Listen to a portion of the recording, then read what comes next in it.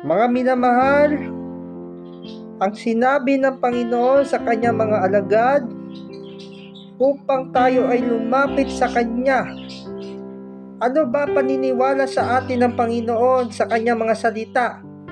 Ang wika po ng Marcos, Kapitulo 11, versikulo 24, ito po ang sinasabi sa talata na ito.